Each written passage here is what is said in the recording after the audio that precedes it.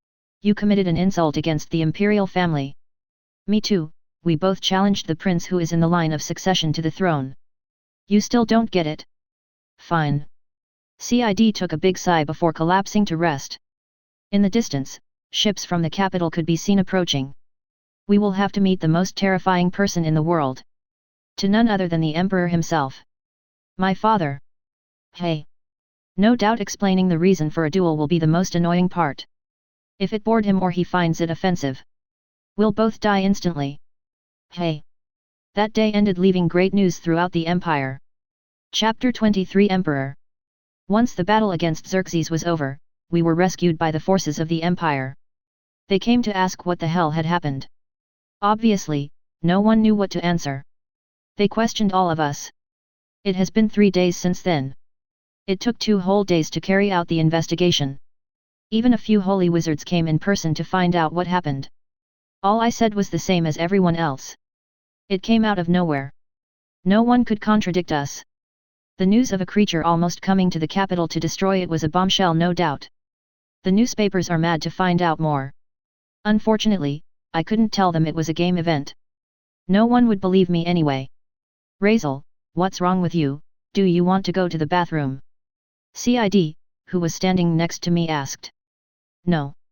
I'm fine. Just tired. I want this day to be over already. In the morning today, we came to the imperial palace to meet the emperor himself. We committed an offense against a member of his family. To a prince in the line of succession. Soon there will be a ceremony for those who died in battle. Their families were rewarded the same day. Many were happy to receive money, and others sad to lose their loved ones. Early in the morning, the survivors came to give their testimonies. Including the girls. One more bother, and Cid came afternoon to give our testimony for what happened. Of course, it will be over soon this day. But for you guys, said the most annoying person of all. Regulus, the idiot who accused us. By accused, I mean he named us as the cause of everything bad that Xerxes did. The others were in a coma, and not because of the blows, said the doctors. It seems that the shock of losing was so great that they refused to wake up. He woke up because he only received a little damage. Right now, the 3 of us were well dressed in front of a door so big. It looked like the entrance to a castle. The place was like a British museum. All are very clean and shiny. Pictures of former members of the imperial family. Emperors and their wives. The white color made me almost blind. Regulus, stop your hostility towards us. Shut your mouth, son of a mistress. When the father finds out, you'll see what he'll do to you. The face of the prince of the game was like that of a dirty lying bastard. It was attractive, but it was disfigured by how much of a jerk he made of himself. Cid, meanwhile, was calm. My face is already ugly, so there's nothing to do. I combed back my hair so my unruly hair wouldn't look offensive. The red door was beginning to open. The light was blinding us, so we took cover.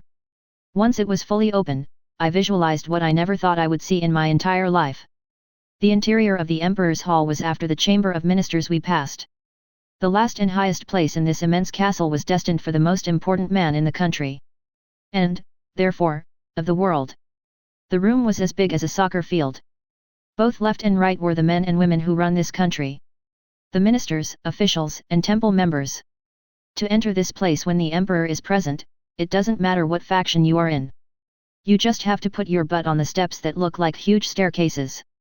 There was not a single empty space. In the center of it all, there was a red carpet with golden edges. It was so big, it almost looked like a freeway. It went up a staircase in the shape of a Mayan pyramid. Step after step was decorated with marble statues. At the top, which you could not raise your head without permission, lay the highest authority of this place. The Emperor. Enter, said a masculine, strong-sounding voice. We entered at the same time. Cid was trembling slightly, despite being calm. Regulus was smiling. I was wanting to go to the bathroom. No kidding, I didn't have any breakfast precisely because of that. I'm hungry and I want to let out a very big brown baby. We walked almost a block only to stop at the spot where a funny-hatted official was standing. Once we got to where he was, we knelt down. No one raised their head until that person ordered them to. I had no idea what to do, so a few hours ago, a minister brought me to a room to practice. Discourtesy against the emperor was death itself. Raise your heads. I allow you to see me. The loud, imposing sounding voice said. I slowly raised my head. At the very top were magical spotlights that illuminated everything. In order to be able to see his face, they lowered the intensity of the brightness.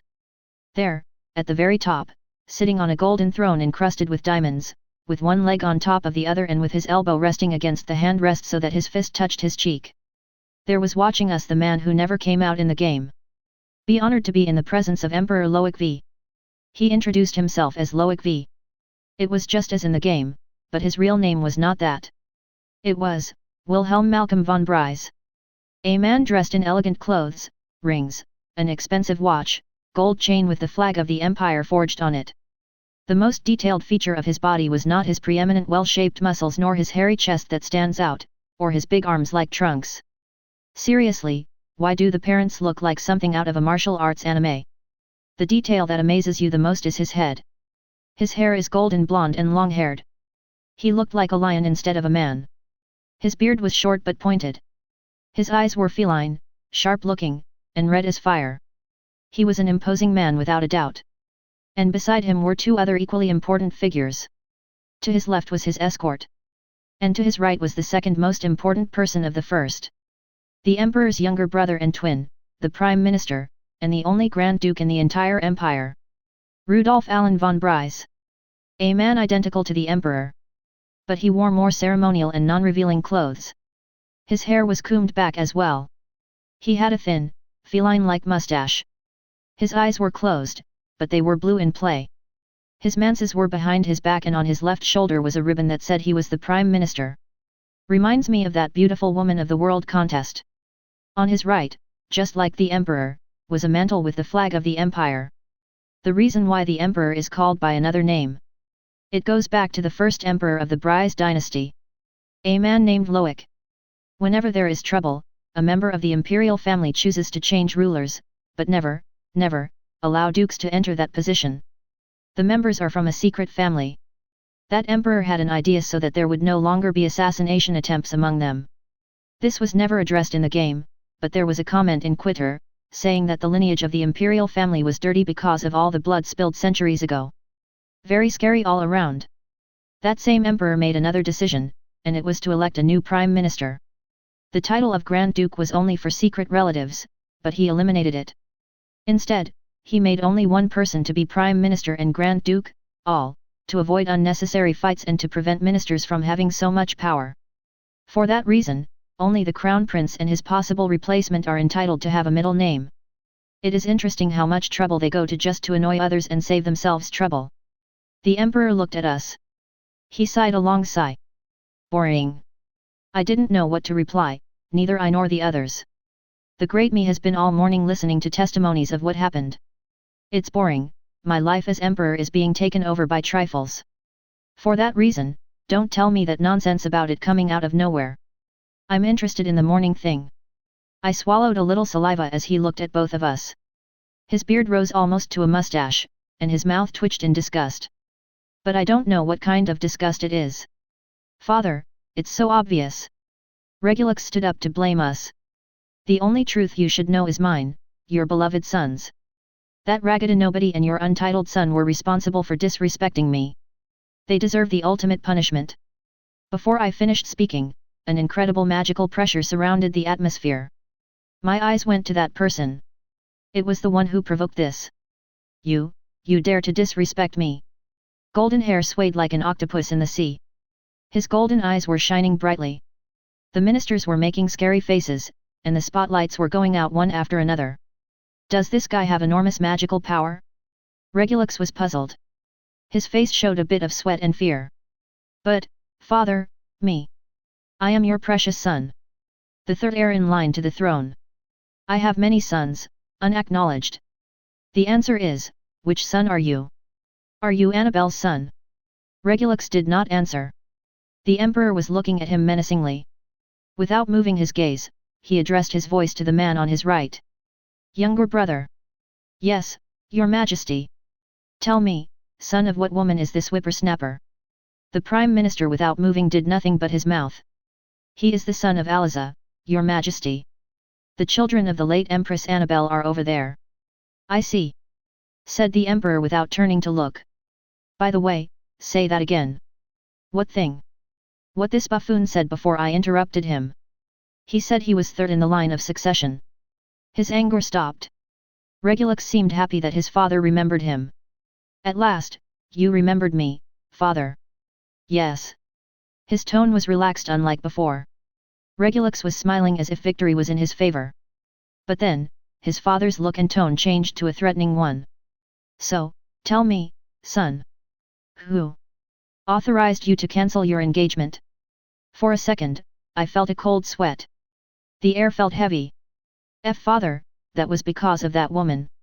I said, tell me. Who authorized you to cancel an engagement? That it was approved by me personally. And not just any approval, one in person. This time the one breaking out in a cold sweat was Regulus. I remember that day. Duke Rosenberg had made many requests for us to meet and sent many gifts. Those gifts were gratifying, so I accepted them. You remember it, don't you, younger brother? Yes. I remember it well. The atmosphere was beginning to feel heavy. You signed a document in your own handwriting and not a magic pen that could recreate it. There was also a photo with the former Duke back then. There you go. Once again, the Emperor's hair was shaking, this time it was violently. I, Loic V, signed and approved an engagement. But, what was it that I learned today? That you, a son of my current wife, annulled an engagement that I, the Emperor himself, agreed to. This time, for some reason, only Regulus's breathing could be heard. But, father, I am your son. Shut you up. The Emperor opened his mouth as wide as he could, and a tremor from the magical power he emanated shook the place. It was very big. It reminded me of when I saw Amy's level 5 magic. She is a very strong person by the looks of it. It's not for nothing that he's the Emperor. You dare cancel an engagement that was signed by my fist, handwriting, and my presence. You tell me your reason for doing so before I rip your head off with my own hands. Regulus was frightened. His mouth opened, but not a sound came out. Well, what's your answer? The Emperor was extremely furious. His red eyes looked like those of a demon king. Your Majesty, if I may. The Prime Minister spoke. What? The Emperor answered him. I know the reason why he did. I conducted an investigation into every detail involved. I see. The Emperor calmed down and his hair returned to normal. Tell me. Yes. Prime Minister Day stepped forward as a magic microphone floated. The third Regulus prince called off his engagement to the Rosenberg's daughter due to their financial problems. Everyone should know. Some didn't know what they were talking about, but Regulus's panicked face slowly returned to normal. It is true that Rosenberg household has requested a loan from the imperial family, which has not yet been repaid, in addition to the fact that the former duke fled leaving a huge debt to his household. For those reasons, it is for those reasons that Prince Regulus made a public clarification about his engagement cancellation. This time, Regulus moved his mouth. As expected of my uncle. Always a wise man. In my situation, it was bad what he said. If they ever said anything to make Regulus look like he was right, it would have all been for naught. So, a duel was held, Prince Regulus being the winner. That being the case, the broken engagement with her is official. Shit. Shit. Shit. Shit. Shit. Shit. Shit. The situation is really unfavorable for us. At this rate, the end of Eli and her sensual mother will surely come. Even, if the worst happens. And, the situation is bad. I will never allow anything bad to happen to Eli and her lush mother. Before I braced myself for the worst and ran away, I heard a strange thing. But, the engagement won't be cancelled because of that. We were all puzzled. The reason is that in my investigations I discovered that Prince Regulus has done unseemly things in public, which have led to disconcerting rumors about the imperial family. Excuse me. We all said. The rumors are. The Prime Minister said a big list of things this guy has done.